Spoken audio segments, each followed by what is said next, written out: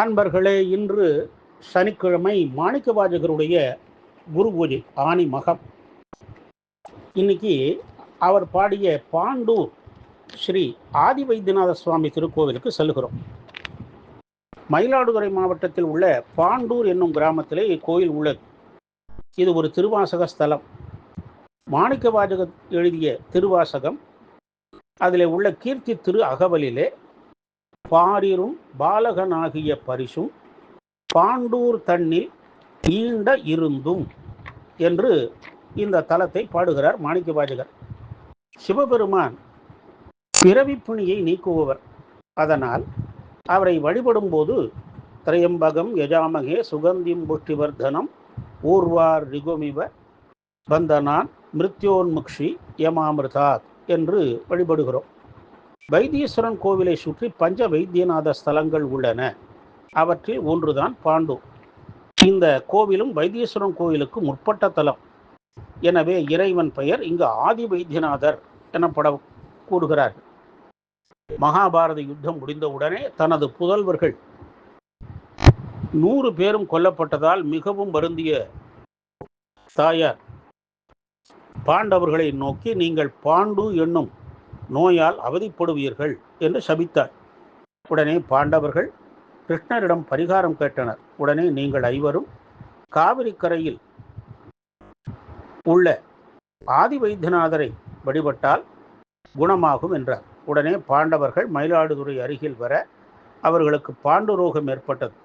அவர்களால் நிற்கக்கூட முடியவில்லை. உடனே கிருஷ்ணனை நினைக்க அவர் மகாவிஷ்ணுவாக தோன்றி, இங்குதான் அந்த சிவலிங்கம் உள்ளது, அதை வழிபடுக என கூறி மறைந்தார்.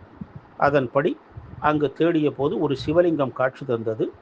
அதனை 45 நாட்கள் பூஜை செய்து வழிபட்டார்கள். அதனால் ரோகம் நீங்கியது. பாண்டவர் சிவனருள் பெற்ற இடம் பாண்டூர் என பெயர் கொண்டது. பாண்டவர் நோய் போக்கிய இறைவன் வைத்தியநாதர் என பெற்றார். இந்த தலத்தை பாண்டவருக்கு சுட்டிக்காட்டிய கிருஷ்ணருக்கு பாண்டவ சகாய சுவாமி கோவிலும் ஊரின் மேற்பகுதியிலே உள்ளது. சனியின் கோபத்தினால் கார்கோடகனால் தீண்டப்பட்டு கருநிறம் மாறிய நளன் அவனுடைய உருவம் மாறுவதற்காக கோடங்கடியில் உள்ள கார்கோடகநாதரை வழிபடுவதற்கு முன் இங்கே பாண்டூர் ஆதி வைத்தியநாதரை வழிபட்டு ஆசி பெற்றார். இதனால் இங்கு நவக்கிரக சன்னதி கிடையாது. சனீஸ்வரருக்கு மட்டுமே சன்னதி உண்டு. கிழக்கு பார்த்த சிவாலயம்.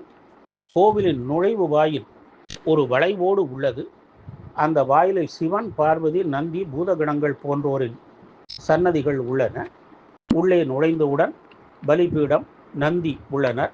அடுத்து மகாமண்டபம், அர்த்த மண்டபம், கருவறை உள்ளது. கருவறையை சுற்றி பாலவிநாயகர், பாலமுருகன், துர்க்கை, தட்சிணாமூர்த்தி, பிரகார கணபதி, சண்டிகேஸ்வர சன்னதிகள் உள்ளன. மேலும் சனீஸ்வரர், சூரியன், பைரவர் சன்னதிகளும் உள்ளன.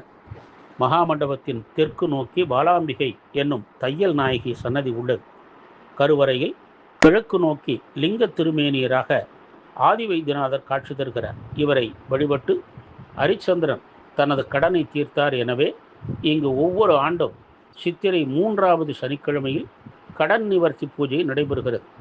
பங்குனியில் பெருந்திருவிழா, நவராத்திரி, சித்திரை மாத 3வது சனிக்கிழமை, மகாசிவராத்திரி, சனிப்பெயர்ச்சி, அன்னாபிஷேகம், பிரதோஷம் போன்றவை இங்கு விழா நாட்கள். மாணிக்கவாசகர் பாடி அருளிய பாண்டூர் ஸ்ரீ பாலாம்பிகை உடனாய ஸ்ரீ ஆதி வைத்தியநாதரை வழிபட்டு திருவருளும் குருவருளும் பெறுவோமாக. மாணிக்கவாசகர் திருவடிகளே சரணம். ஓம் நம சிவாய.